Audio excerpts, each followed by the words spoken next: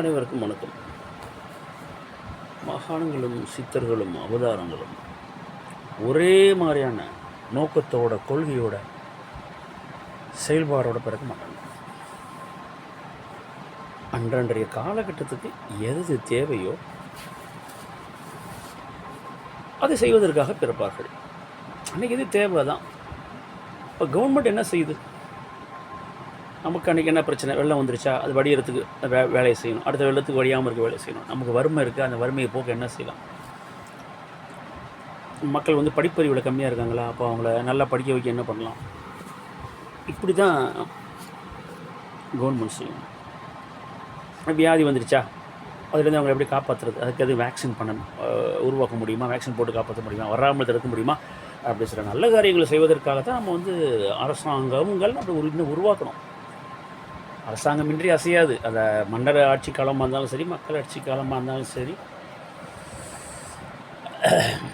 ஆனால் இன்றைய காலகட்டத்தில் மன்னர்களும் மக்கள் முடிவு பண்ணிட்டாங்கன்னா சாதாரண மக்களாக மாறிடுவாங்க. மக்கள் முடிவு பண்ணிட்டாங்கன்னா ஒரு சராசரி மனிதனையும் மன்னர் ஆகிடுவாங்க. இதான் மக்கள் ஆட்சி. இல்லை நன்றாக நடந்தாலும் சரிதான். அரசாங்கம் உருவாக்கப்பட்ட நோக்கம் இதுதான். இது அரசாட்சி, அது அருளாட்சி. அருளாட்சி பண்ணி கொண்டிருக்கின்ற அந்த பஞ்சபூதங்கள், இந்த பிரபஞ்சங்கள்,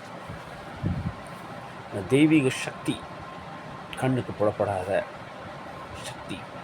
ஆனால் கண்ணுக்கு புலப்படுற அனைத்து விஷயங்களையும் உருவாக்கி நம்மளை பார்க்க வைக்குது இந்த கண்ணுக்கு தெரியாத சக்தி. காடுகள், மலைகள், நம்ம வாழ்வு, நம்ம உணவு அனைத்தையும் நமக்கு பிடிச்ச மாதிரி உள்ள அனைத்து நம்ம கண்டு கழிக்கிற மாதிரி ரசிக்கிற மாதிரி அனைத்தையும் உருவாக்கி இருக்கிறது கண்ணுக்கு தெரியாத ஒரு விஷயம். நம்மளையும் அது உருவாக்கி அதுவே எல்லாத்தையும் உருவாக்குது. அதுவே நம்மளையும் உருவாக்குது. நம்ம அது உருவாக்கின நம்மளும் அது உருவாக்கின ஒன்று தான். நம்ம அது உருவாக்கின மற்ற எல்லாத்தையும் ரசிக்கிறோம். காடு, மலை, மனிதர்களையும், சக மனிதர்களையும். ஆண் பெண்ணை ரசிக்கிறான், பெண் ஆணை ரசிக்கிறான். பெரிய காலகட்டத்தில் பெண்ணும் பெண்ணை ரசிக்கிறாங்க, ஆணும் ஆணை ரசிக்கிறாங்கிற மாதிரி போயிடுச்சு. அது வேறு கதை. அப்புறம் அதை பார்க்கலாம். இப்பேற்பட்ட பிரபஞ்ச சக்தி அப்படியே உள்வாங்கி காலத்தின் தேவைக்கு எப்படி அரசாங்கம் செயல்படுதோ, ஆமாம், அது மாதிரி அந்த அருளாட்சியும் அன்றைய காலத்துக்கு என்ன தேவை அந்த செயல்பாடை செய்கிறதுக்கு அந்த மனிதர்களை, அந்த மானிடர்களை நல்வழிப்படுத்தி அவர்களுக்கு ஒரு அறிவை புகட்டி உண்மையை உணர வைக்கிறதுக்கு தான் அந்த அருளாட்சி பண்ணுற இயற்கை அப்பப்போ ஒரு மகான்கள் சித்தர்களை அனுப்பிச்சி விடுது. அவங்க செயல்படுறாங்க. அவங்க செயல்பட்டு போனதுக்கப்புறம் அவங்க பேரை சொல்லிவிட்டு அவங்கள மாதிரியே ரொம்ப பேர் ஏதோ ஒன்று செஞ்சுக்கிட்டு உலகத்தில் உலக மக்களை கவர பார்க்கிறார்கள். அது அப்படி அல்ல. ஒருத்தவங்க மாதிரி இன்னொருத்தவங்க ஆக முடியாது. சராசரி மனிதர்கள் அப்படிங்கிறப்ப ஒரு மகான், ஒரு சித்தரை மாதிரி இன்னொருத்தவங்க ஆகவே முடியாது.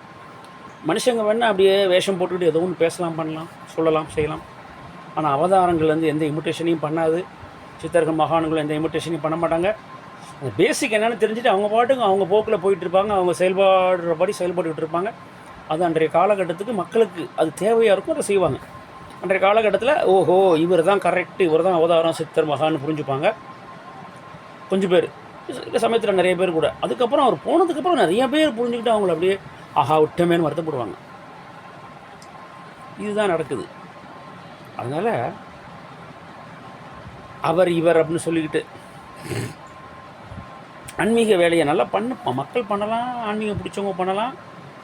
ஆனால் முன்றைய காலகட்டத்தில் தோன்றிய அந்த மகா புருஷர்களை, மகான்களை, சித்தர்களை அப்படியே இமிட்டேட் பண்ணி பண்ணுற வேலையும், அவர் மாதிரி பாடி லாங்குவேஜ் இதெல்லாம் பண்ணுற மாதிரியும் ரொம்ப பேர் இருக்கிறாங்க. ஆமாம், அந்த பாடி லாங்குவேஜ் மாதிரி தோன்றிய அவதாரங்களின் அந்த பாடி லாங்குவேஜ் மாதிரி, உடல் மொழி மாதிரி இவங்க உடல் மொழி இருந்தாலும் ஆனால் அதுலேயும் ஒரு டிஃப்ரென்ஸ் இருக்கும். பேசிக்காக சில பாபாக்கள் இப்படி கால் மேலே கால் போட்டு தான் உட்காந்துருப்பாங்க. அது காரணம் என்னென்னா அந்த குண்டலி சக்தி மூலாதாரத்துலேருந்து அந்த வைப்ரேஷன் தாங்க முடியாமல் அப்படி உட்காந்துப்பாங்க. அவரை மாதிரி உட்காந்தாலும் அப்படி கையை தூக்கினாலும் ஆனால் இவங்களுக்குன்னு ஒரு யூனிக்னஸ் இருக்கும். எல்லாருமே நடிகர்கள் தான். ஆரம்ப காலகட்டத்தில் நடிகர்கள் வந்துட்டு இருக்காங்க. இன்ன வரைக்கும் நடிகர்கள், ஹீரோஸ்லாம் வந்துக்கிட்டு தான் இருக்காங்க. ஆனால் ஒவ்வொருத்தங்கள்ட்டையும் ஒரு யூனிக்னஸ் இல்லாமல், ஒரு தனித்தன்மை இல்லாமல் அவங்க நிற்க முடியாது. ஆனால் எல்லாமே ஹீரோஸ் தான். அது மாதிரி தான் இவங்களும் ஸ்பிரிச்சுவல் ஹீரோஸ், அருளாட்சி புரியும் அருளாளர்கள்.